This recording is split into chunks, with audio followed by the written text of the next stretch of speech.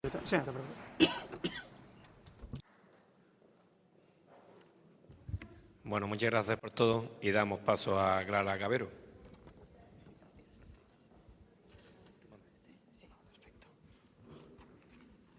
Hola, buenas a todos. En primer lugar, agradecer a la asociación, a la Fundación y a Carmen Espinós la organización de la jornada. La verdad que tenemos mucha suerte de que anualmente la podemos realizar y nos podamos ver. La mayoría de vosotros me conocéis por jornadas anteriores y si no, conocéis también a mi compañía Lucía Páramo, con la que habéis colaborado en algún proyecto de investigación cualitativa que hemos realizado. Yo trabajo en el área de investigación en enfermedades raras de la Fundación Fisabio. Es una fundación que gestiona la gran mayoría de investigación biomédica de la Comunidad Valenciana. Y en este caso me toca ser la rara de la jornada y no hablaros de clínica, ni de diagnóstico, ni de tratamiento, sino hablaros de la epidemiología. En concreto voy a presentaros algunos datos y recursos que disponemos, sobre todo a nivel nacional en España y en concreto de la Comunidad Valenciana, que es sobre todo nuestro ámbito de actuación. Cuando hablamos de epidemiología nos referimos a la ciencia que estudia la distribución y los determinantes de estados o eventos relacionados con la salud en una población específica y cuyos resultados se utilizan para el establecimiento de políticas sanitarias. Los objetivos de la epidemiología y la investigación epidemiológica en el caso de las enfermedades raras son incrementar el conocimiento y la distribución de la situación real de las enfermedades raras y de sus consecuencias en la población, aplicar metodología epidemiológica en estudios que permitan identificar sus determinantes, estudiar la calidad de vida y las necesidades de afectados y familiares y desarrollar registros y bases de datos, elementos claves para la investigación en todos los ámbitos, ya sea clínica, básica, epidemiológica o incluso genética. Bien, por el poco conocimiento que se tiene en general de las enfermedades raras y la necesidad de estudios previos, la estrategia que se siguió a nivel nacional y en concreto también en la Comunidad Valenciana fue desarrollar sistemas de información y crear redes de investigación, tanto nacionales como internacionales, basados en la investigación. ¿Para qué? Para implementar políticas sanitarias, para prevenir y controlar estas enfermedades y para asegurar la equidad de la atención a estos pacientes. Cuando hablamos de un registro, es un archivo o fichero de datos. Ahora mismo ya disponemos de softwares más avanzados, pero para que se entienda el concepto, que recoge todos los casos de una enfermedad o otra condición relevante de salud. No tiene por qué ser solo la enfermedad. En una población definida y que puede tener o no seguimiento de esos pacientes. Cuando pensamos en un registro de enfermedades o registro de pacientes, pensamos en recoger información homogénea con características muy similares. Pero cuando trabajamos con un registro de enfermedades raras, nos encontramos en una situación mucho más compleja por la diversidad tanto de manifestaciones como de etiología y de tratamientos y diagnósticos que tienen todas las enfermedades raras. Por eso, tenemos 4 principales problemas. ¿Cuántas enfermedades raras tenemos? ¿Qué fuentes de datos debemos utilizar? Problemas de invisibilidad por la codificación que utilizamos y, en último lugar, y por la definición, el concepto de enfermedades raras que se basa en la prevalencia inferior a 5 por 10.000, es que en la mayoría de casos vamos a tener un número de afectados bajo y eso dificulta el análisis estadístico. En primer lugar, consultando organismos oficiales y webs disponibles de manera oficial, podemos ver la gran variabilidad que obtenemos del listado de enfermedades raras. No porque sea un error, sino por el poco conocimiento que se dispone de ellas y porque se necesita estudiar. Algunas de ellas, la primera vez que aparecen, se catalogan como una enfermedad rara diferente y luego se ven que, con el estudio y con el conocimiento, que es un subtipo de otra enfermedad o puede ser la situación contraria. Por eso es un número que es flexible y que va cambiando con el tiempo. El segundo problema, aquí os he puesto un ejemplo en concreto para la enfermedad de Wilson, de un estudio que realizamos y que luego os presentaré los datos, en el que participaron 14 comunidades autónomas de España y podéis ver la gran variabilidad en el uso de las fuentes de información que tiene cada comunidad autónoma. Como todos sabéis, la sanidad está descentralizada en nuestro país y, por lo tanto, la organización depende de la comunidad autónoma. Todas esas fuentes están disponibles en todas las comunidades autónomas, pero la accesibilidad y la disponibilidad, incluso la calidad de esas fuentes, varía entre ellas y, por lo tanto, cada comunidad autónoma decide o establece unos criterios de preferencia para incluir esas fuentes de información. Si esto pasa en España, pues imaginaos si nos comparamos con otros países. El tercer problema de la codificación que os he comentado. Existe una codificación que se llama Clasificación Internacional de Enfermedades, que nos asigna un código específico para cada enfermedad y sus subtipos. Esta clasificación no es perfecta, pero además cuando menos se conoce la enfermedad es más difícil categorizarla y por lo tanto asignarle un código específico. Aquí os he puesto el ejemplo del Wilson. Por ejemplo, en la novena revisión de esta clasificación, el Wilson se incluía en un código inespecífico que incluía todos los trastornos de metabolismo del cobre. Lo mismo pasa en la 10ª revisión de esa clasificación y esto sí que se soluciona en la versión española de la 10ª clasificación, en la que se le asigna un código específico para la enfermedad de Wilson, como es el E83.01, en el que solo identifica y recoge el diagnóstico de enfermedad de Wilson. El cuarto problema, como os he comentado, estadísticos han desarrollado análisis suficientes como para establecer que todos aquellos análisis realizados con menos de 20 casos tienen dificultades de veracidad estadística en cuanto a obtener conclusiones que puedan ser erróneas o no identificar conclusiones que sí que se identificarían con un mayor número de casos. Por lo tanto, necesitamos trabajar en red, sobre todo en los casos de enfermedades ultra raras. ¿Pero por qué tenemos estos problemas? ¿Pero por qué necesitamos estas bases de datos? ¿Por qué necesitamos estos registros? Por dos características principales, la exhaustividad y la normalización. Para todo el mundo o todas las comunidades autónomas, en nuestro caso, seguir la misma metodología, lo que nos permite comparar datos, distribuir recursos de manera adecuada en función de las necesidades de cada comunidad autónoma o incluso dentro de la comunidad autónoma, en nuestro caso, Comunidad Valenciana, dentro de nuestros departamentos de salud.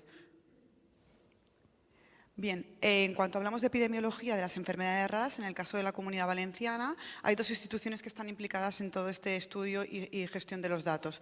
Por un lado, el área de investigación de enfermedades raras, que represento yo, y por otro lado, la Dirección General de Epidemiología y Vigilancia de la Salud, que depende de la Dirección General de Salud Pública. Ambas instituciones forman un equipo multidisciplinar que trabaja en la epidemiología de las enfermedades raras y ambas instituciones forman parte de la Alianza en Investigación Translacional en Enfermedades Raras de la Comunidad Valenciana, que se llama AITER. En el año 2012, en la Comunidad Valenciana, se publica una orden de creación del Sistema de Información de Enfermedades Raras de la Comunidad Valenciana, en el que se recogen los casos de pacientes con enfermedades raras, incluidas las anomalías congénitas. El objetivo de este sistema es proporcionar información epidemiológica validada sobre las enfermedades raras vigiladas en la Comunidad Valenciana, siguiendo también los criterios establecidos por el registro estatal, que ahora luego veremos. Es muy importante cuando hablamos de registros diferenciar la metodología de ellos. Hay registros de pacientes que normalmente se utilizan más a nivel clínico o de asociaciones de pacientes y hay registros poblacionales, este es un ejemplo de ellos. Y luego, además, también es muy importante tener en cuenta la definición de caso. En este caso, en la situación de la seguimos la metodología que establece el registro estatal y, por tanto, la definición de casos es la que podéis ver ahí, que son enfermedades raras diagnosticadas en una persona independientemente del sexo y de la edad, con residencia habitual en la Comunidad Valenciana, en el momento de la captación y casos prevalentes a 1 de enero de 2010. Este criterio se estableció para lo que os comento de poder compararnos con otras comunidades autónomas. Y luego también es muy importante tener en cuenta que se excluye, y en este caso no se reincluyen los tumores raros, las enfermedades de declaración obligatoria, interrupciones voluntarias del embarazo que incluyen anomalías congénitas y los portadores asintomáticos. Esto en el caso del Wilson es muy importante, porque todos aquellos que tengáis la mutación pero no tengáis manifestaciones asintomáticas no seríais incluidos en el registro, por lo menos en el registro estatal. En el autonómico lo mantenemos en la base de datos, pero no se envía al registro estatal. Las fuentes de información que utilizamos en la Comunidad Valenciana son el registro de mortalidad, el registro de metabolopatías, el registro de enfermos renales y las anomalías congénitas. También incluimos la información de altas hospitalarias, de todos los ingresos hospitalarios en los que ingresa cualquier paciente con un diagnóstico de Wilson, así como búsqueda activa y otro tipo de notificaciones como es la clínica o algún tipo de estrategias puntuales como se pueden hacer en proyectos de investigación o en formularios de trabajo. El proceso que seguimos es que de todas estas fuentes obtenemos una serie de posibles casos que son revisados con toda la documentación clínica disponible, tanto de especializada, de hospitalaria, como de atención primaria.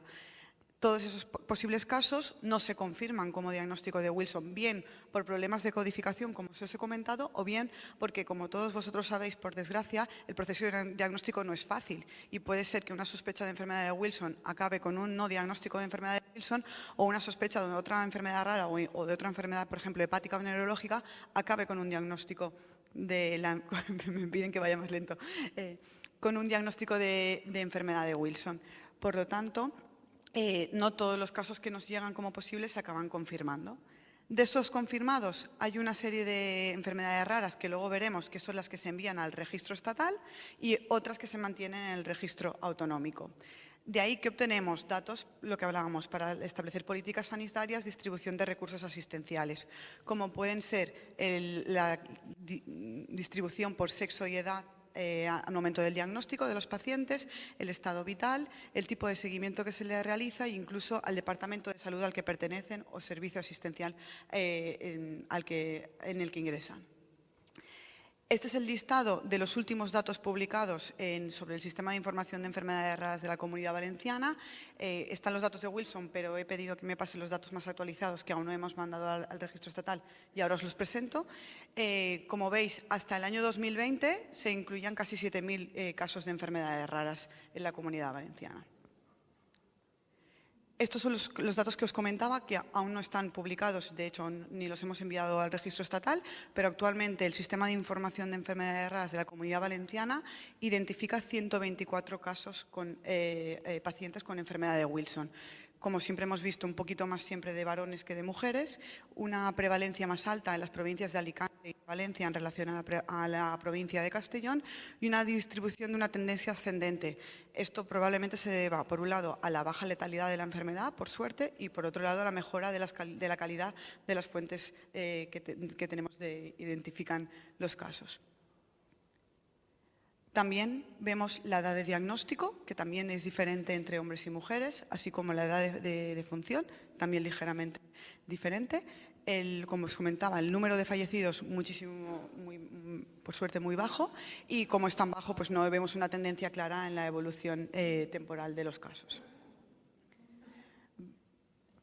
Hasta aquí la Comunidad Valenciana. Si pasamos al plano nacional, lo primero que hicimos fue un estudio que financió la Fundació Per Amor a l'Art, que estudiaba la validez de las fuentes de información para la enfermedad de Wilson, y además obviamente recogimos información epidemiológica. En este caso participaron 14 comunidades autónomas y el Instituto de Investigación en Enfermedades Raras del Carlos III.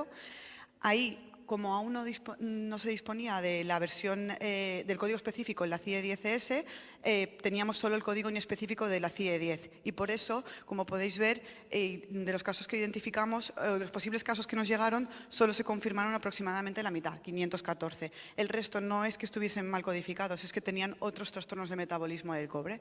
Y 81 casos quedaron sin confirmar, tanto de si fueran caso como no caso, porque estaban la mayoría de ellos en proceso diagnóstico o porque no había información clínica suficiente en la documentación clínica como para poder categorizarlos.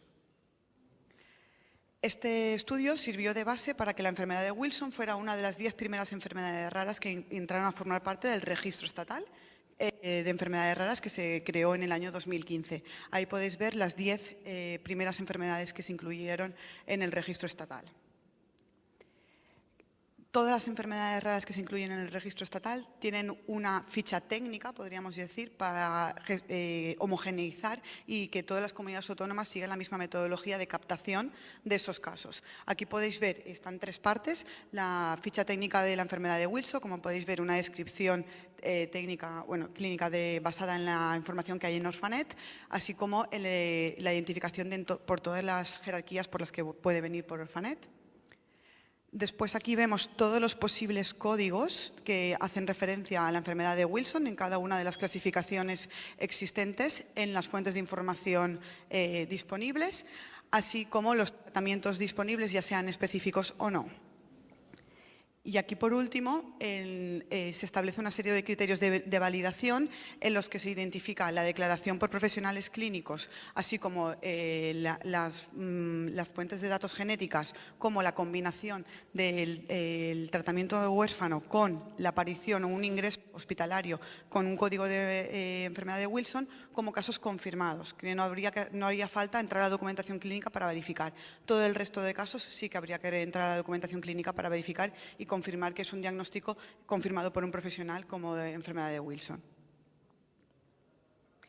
Estos son los últimos datos publicados por el Registro Estatal de hace un año, de noviembre del 22, en el que incluye solo casos hasta el 31 de diciembre de 2019 y en el que podéis ver que hay 6 comunidades autónomas que no enviaron datos. De las comunidades autónomas que enviaron datos se identificaron 893 casos de vivos y 54 fallecidos, siempre un poquito más de varones que de mujeres. En cuanto a la prevalencia, aquí la podemos ver por las comunidades autónomas con los datos que se enviaron y, como podéis ver, pues siempre están por debajo de las estimaciones que establece Orfanet, como la mayoría de las enfermedades raras actualmente. Además, aquí podéis ver las 28 enfermedades raras que se van a enviar este año al registro estatal. Obviamente el Wilson continúa ahí, pero se han añadido a esas 10 primeras otras 17 y luego, en el caso de la Comunidad Valenciana, además de esas 28, también vigilamos sistemáticamente otras 2, el síndrome de Rett y el síndrome de Turner, así como todas las anomalías congénitas y tumores raros, incluidos los infantiles y los adolescentes. Con todo ello, podemos concluir que la epidemiología y la investigación epidemiológica de las enfermedades raras y anomalías congénitas en la Comunidad Valenciana permite realizar estudios, porque disponemos de datos y de su distribución, para identificar factores de riesgo, para proponer medidas de prevención políticas sanitarias y mejorar la atención sociosanitaria y la calidad de vida de los afectados y de sus familiares, que al final es el objetivo principal de todo nuestro trabajo. Y para ello, obviamente, necesitamos la colaboración de profesionales sanitarios, de investigadores y de pacientes y asociaciones de pacientes, porque si no es imposible. Y nada, para terminar, agradeceros vuestra atención, recordaros que obviamente siempre no podemos perder el objetivo de que por mucho que sean menos frecuentes son igual importantes y en la práctica clínica existen. Y nada, agradeceros vuestra atención, aquí tenéis mi correo por si necesitáis alguna cosa. Gracias.